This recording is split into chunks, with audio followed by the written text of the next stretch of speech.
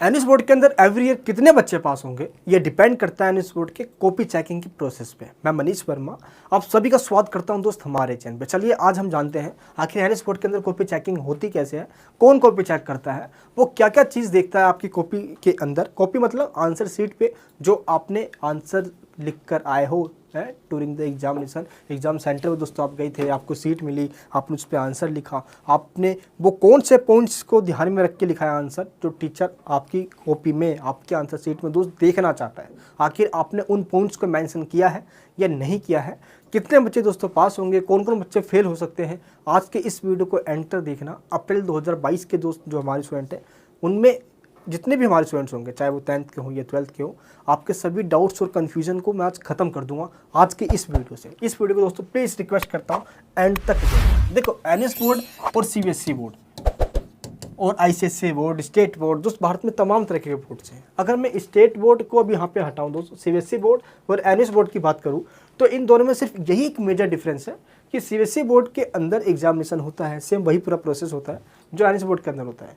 But CBSE board के जो student होते हैं वो रेगुलर स्कूल जाते हैं और एनएस बोर्ड के जो स्टूडेंट होते हैं उनको रेगुलर स्कूल नहीं जाना होता, बाकी एग्जामिनेशन देने जाना होता है, ये प्रैक्टिकल होता ही है दोस्त, इंटरनल असेसमेंट के नाम पे टीए में होता ही है। तो सब कुछ वही सेम प्रोसीजर है, बट यहाँ पे स्कूल नहीं जाना होता, जिस वजह से जो एनएस के स्टूडेंट होते हैं दोस्त वो बोर्ड से अपना जो टच है वो कम रख पाते हैं।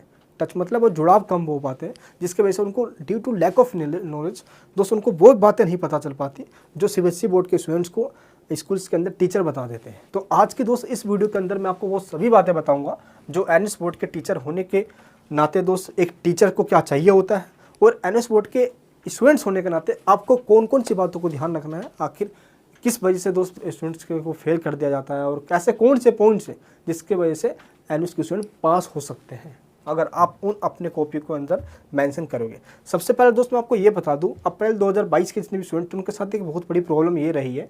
अब देखो बुक्स की शॉर्टेज होना, बुक ना मिल पाना एंड सिलेबस थोड़ा ज़्यादा बहुत लेंथी सिलेबस है दोस्त, ये हम सब जानते ही हैं।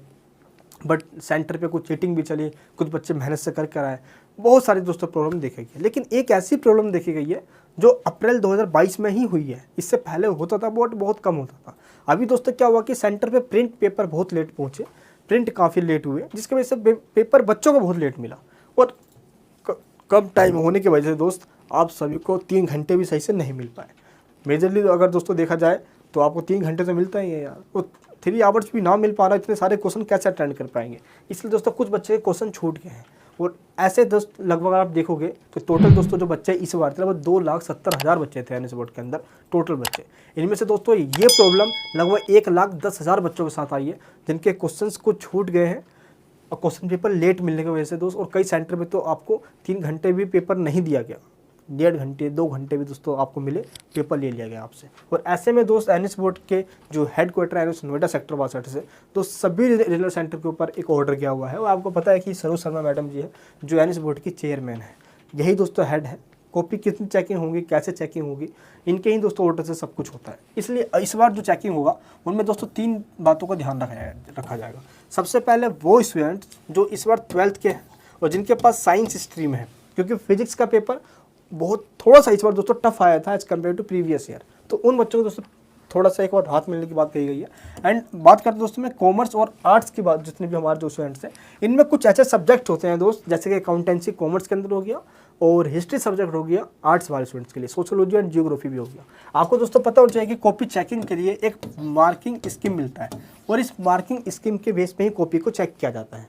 एनएस बोर्ड के अंदर इस बार स्पेशली ये कह दिया गया है कि बच्चों को इस बार टाइम ना मिलने की वजह से क्वेश्चन अटेंड नहीं कर पाए, और ऐसे जब कॉपी टीचर चेक करेंगे तो जिनके कुछ क्वेश्चन छूटे हुए हैं उन बच्चों को उन्हीं क्वेश्चंस में मार्क्स दिया जाए जो वो क्वेश्चन करके आए हुए हैं। ऐसे दोस्तों जो पूरे बच्चे पेपर करके आ जाते हैं तो उनको क्या होता है कि थोड़ा सा एडवांस मिल जाता है, उसका थोड़ा एडवांटेज भी मिलता है और यहाँ पे उनको फ़ायदा ज़्यादा होता है। लेकिन अभी मैं आपको बताऊंगा कि ग्रेस मार्किंग का जो सिस्टम है वो कितने बच्चों को कितने मार्क्स मिल सकते हैं, आपको एक आइडिया लग जाएगा कि कौन फेल होने वाला है और कौन पास होने वाला है। तो दोस्त यहाँ पे आपको ये पता होना चाहिए। तो चेकिंग, कॉपी चेकिंग के अंदर फ्लेक्सिबिलिटी इस साल के लिए हो, क्योंकि बहुत प्रॉब्लम बच्चों के साथ देखी गई है। और एवरी ईयर दोस्त अगर देखा जाए तो एनएस बोर्ड कॉपी चेकिंग के लिए एक मार्किंग स्कीम निकालता है और ये मार्किंग स्कीम सभी टीचर को दे दिया जाता है। तो पहले आपको मैं बता दूं पूरा प्रोसीजर कैसे होता है, कॉपी कैसे चेकिंग होती है, देन आपको बताऊंगा ग्रेस मार्किंग का क्या सिस्टम है।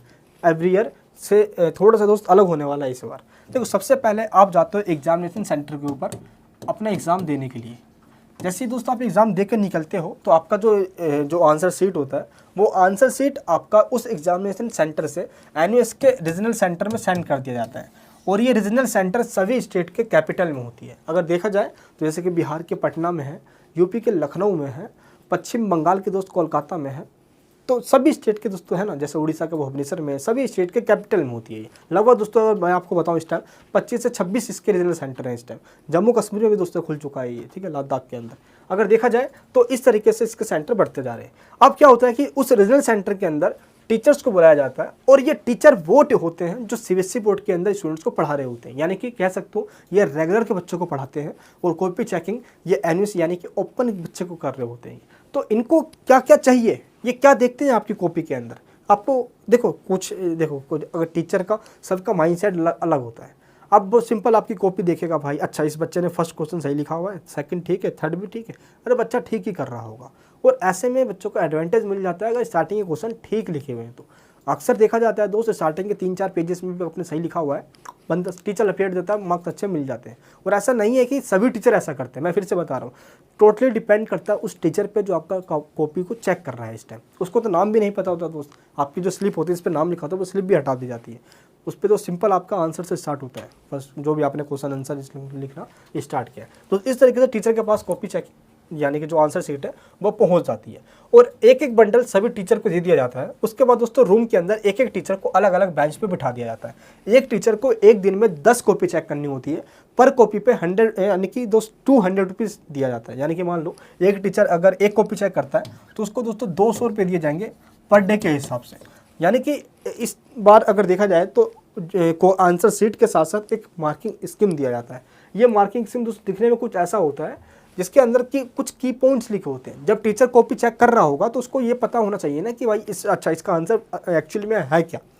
अब इससे क्या होगा, ये देखिए, आप मान लो कि टीचर कॉपी चेक कर रहा है, आंसर शीट आपका चेक कर रहा है और फर्स्ट क्वेश्चन का जो आपने आंसर लिखा है अगर आपके 1 से 2 पॉइंट्स भी अगर उसके आंसर के मार्किंग स्कीम से मैच होते हैं जो एनएच के द्वारा प्रोवाइड किया जाता है तो उसके अंदर आपको वो मार्क्स अच्छे दे देता है। अगर कुछ भी उसमें मैच नहीं हो रहा और आपने टोटली बना के लिख दिया अपने तरफ से, अगर मार्किंग स्कीम से बिल्कुल भी मैच नहीं है दोस्त और आपने पूरी सीट भी भर दी हो, टीचर मार्क्स नहीं देता। इसलिए अक्सर हमें दोस्तों ये ध्यान रखना है कि जब भी एग्जाम में आप जा रहे होते हो तो मार्किंग स्कीम को फॉलो करते जाए।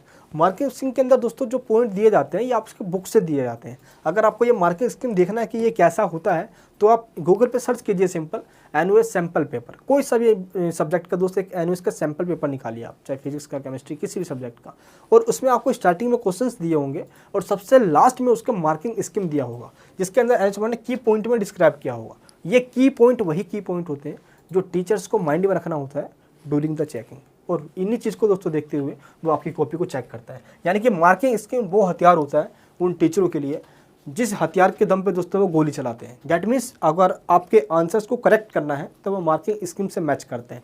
इस बार के दोस्तों जो स्टूडेंट्स हैं बुक ना मिलने की वजह से वो अपने तरफ से लिख कर आए हैं पेपर ज़्यादा से ज़्यादा, इसलिए वन टाइम दोस्तों मेजर है इस बार का कंडीशन। सबसे पहले ये पॉइंट आपको बता देता हूँ कि टीचर आपकी कॉपी में क्या देखना चाहते हैं और टीचर दोस्त अगर देखा जाए तो वो क्या आपसे एक्सपेक्ट करते हैं कि हमारे जो स्टूडेंट हैं वो अपने आंसर शीट में क्या लिखे। और दोस्त अप्रैल 2022 के जो स्टूडेंट्स हैं उनको एडवांटेज मिलने वाला है दोस्तों इस बार। सबसे पहले what do they expect in our answer, यानी दोस्तों जो एक स्टूडेंट्स है वो उनके आंसर में क्या क्या वो देखना चाहते हैं। दोस्तों ये 4 पॉइंट्स इस बार के लिए पहले बता देता हूँ।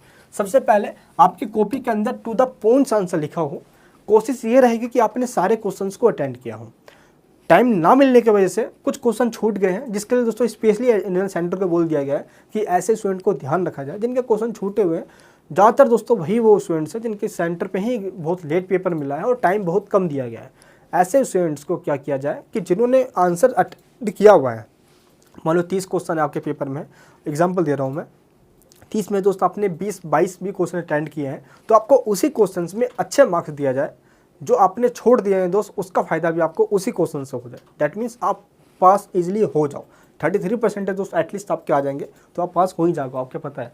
एंड ऑल क्वेश्चंस अगर जिसने कर रखा है दोस्त उसको लगभग दोस्तों बता रहा हूँ मैं 10 मार्क्स तक का उनको ग्रेस मार्किंग मिल सकता है। ध्यान रखना, जिसने पूरे क्वेश्चन किए हैं उसको लगभग 10 मार्क्स का ग्रेस मार्किंग मिल सकता है। जिन्होंने दोस्त 50% से ऊपर क्वेश्चन किए हुए हैं, लगभग दोस्तों मान लो कि अगर आपके 30 क्वेश्चन पेपर में आए हुए हैं या मान लो 20 क्वेश्चन आए हुए हैं और आपने दोस्त लगभग 13-14 क्वेश्चन या 15-16 क्वेश्चन आपने अटेंड कर दिया है, लगभग दोस्त आपको 5 to 7 मार्क्स का ग्रेस मार्क मिलेगा। जिसने 50% से भी कम पेपर अटेंड किया है उनको दोस्तों 2 से 3 मार्क्स का क्वेश्चन ग्रेस मार्क मिलेगा। और ऐसा इसलिए है इनको कम मिलने का चांस दोस्तों, क्योंकि जो अपने आंसर शीट पे लिखा है ऐसा भी नहीं है कि आपने जो लिखा है वो भी सही होगा, लेकिन इस बार दोस्तों जो क्वेश्चन अटेंड कर रहा है मार्क्स उनको बेहतर मिलने वाले हैं। और आपको सबसे बड़ी बात दोस्तों यहाँ पे ये है, अगर आपने एक्यूरेट लिखा है तो टीचर वहाँ पे एक भी मार्क्स आपका नहीं काटेगा। मार्किंग स्कीम से भी दोस्तों 2-4 पॉइंट भी मिल जाएंगे, पूरे मार्क्स मिल जाएंगे। मान लो 6 मार्क्स का क्वेश्चन है तो पूरे 6 मार्क्स आपको मिल जाएंगे। और जो सबसे बड़ी बात यह है कि आपने अपने वर्ड में भी लिखा है। इस बार अप्रैल 2022 के जो स्टूडेंट है, अगर आपने ओन वर्ड्स अपने ही शब्दों में अपने आंसर लिख दिया, आपने मिला के जुला के थोड़ा सा आपको नहीं आता था तो थोड़ा सा आपको याद भी था, थोड़ा आपने उसको मिला के कहीं ना कहीं दोस्तों अपने पूरी कोशिश की जो आंसर को आपने लिख दिया है, दोस्तों आपकी चांस है पास होने की और आप पास हो सकते हो। तो कॉपी चेकिंग के अंदर इन चारों पॉइंटों को दोस्तों ध्यान रखा जाएगा। टू द पॉइंट आंसर हो, ऑल क्वेश्चंस को कम से कम दोस्तों अटेंड किया गया हो, एक्यूरेट आंसर हो और आपने अपनों ही शब्दों में उसको लिख रखा हो, चलेगा। ये दोस्तों 4 पॉइंट्स हैं जो टीचर इस बार के स्टूडेंट से एक्सपेक्ट करते हैं कि उनके आंसर शीट में हो। अप्रैल 2022 के अंदर दोस्तों जो कॉपी चेकिंग होने वाली है वो फ्लेक्सिबल चेकिंग होगी। सबसे पहले दोस्तों आप ये ध्यान रखना, फ्लेक्सिबल का मतलब ये होता है कि मार्किंग स्कीम से ज़्यादा देखा नहीं जाएगा, क्योंकि मार्किंग स्कीम से दोस्तों पूरा आंसर देख के मैच किया जाए तो बहुत सारे बच्चे फेल हो सकते हैं, क्योंकि बच्चों को बुक्स नहीं मिली थी। स्टूडेंट्स ने क्या किया कि थोड़ा गूगल से पढ़ के, थोड़ा नोट्स से पढ़ के, थोड़ा दोस्तों हमारी वीडियो से पढ़ के और उन्होंने अपने आप से बना के लिख कर वो आ गए हैं। तो फ्लेक्सिबिलिटी चेकिंग हो, सभी रीजनल सेंटर को दोस्तों ये बात कही गई है। सेकंड पॉइंट ये है कि जिन्होंने क्वेश्चन को छोड़ दिया है टाइम ना मिलने की वजह से, उनको जो उन्होंने जो करके दोस्तों वो क्वेश्चन आए हुए यानी जो आंसर लिख कर आए, उनको उसी आंसर में उनको फ़ायदा मिले, यानी कि उनको उसी आंसर में दोस्तों अच्छे मार्क्स मिल जाए। तो जो नहीं कर पाया है उससे वो कवर हो जाएगा, दैट मीन्स वो पास हो सकते हैं इसलिए। थर्ड पॉइंट दोस्तों यहाँ पे ये है कि ऐसे बच्चे जिन्होंने अपनी मेहनत से एग्ज़ाम कर आए हैं उनका दोस्तों पता ईजिली लग जाता है कि अच्छा इस बच्चे ने मेहनत करके एग्ज़ाम लिखा हुआ है, ठीक है। क्योंकि आप कहीं से टेप रहे हो, कहीं बुक की लैंग्वेज लिख रहे हो तो टोटली टीचर को समझ में आ जाता है। तो ऐसे में दोस्तों जो मेहनत करके आए हैं उसको फ़ायदा मिलेगा इस बार। दोस्तों ये सारे जो पॉइंट्स बता रहा हूँ प्लीज़ ध्यान में रखना और इस वीडियो को सभी जगह शेयर करना। तो आपको टेंशन इस बार कम लेना है। अप्रैल 2022 के स्टूडेंट को दोस्तों प्रॉब्लम बहुत फेस कर रही है, आपको दोस्तों ये पता है। सिलेबस बहुत बड़ा होना, टाइम बहुत कम मिल पाना, बुक्स ना मिलना। दोस्त सेंटर पे आपको पता है कितनी बड़ी प्रॉब्लम आई, इन्हें दोस्त दूर तो सेंटर दे दिया गया। एंड सबसे बड़ी बात ये कि जो आपका एग्ज़ाम चल रहा था इसके बीच में गैप भी कम मिलना। दोस्तों कई बच्चों को तो इतना कम गैप मिला कि वो रात को इतनी मुश्किल से पढ़ते थे तो फिर जाके कल एग्ज़ाम देना। अब एक एग्ज़ाम दे के आगे दोस्तों कल फिर से एग्ज़ाम है, ये लो भाई, ऐसे में कैसे प्रिपरेशन हो जाएगा? ज़रा खुद सोच के देखो यार। ये सारी बातें दोस्तों जो मैं आपको बताता हूँ आपके दोस्तों भलाई के लिए और आपके हित को, मैं आपकी नीड को, आपके डिमांड को आगे पहुंचाने के लिए इस वीडियो को सभी जगह शेयर करना। भाई का सपोर्ट करना दोस्तों, लाइक करना, इस वीडियो को सभी जगह शेयर करके चैनल पे नए हो तो सब्सक्राइब जरूर करना। इस वीडियो में दोस्तों जो भी इन्फॉर्मेशन बताई गई है अगर आपको यूज़फुल लगे तो कमेंट में बताना कि वीडियो कैसे लगी। मिलूंगा आपसे नेक्स्ट वीडियो के अंदर। जय हिंद, जय भारत।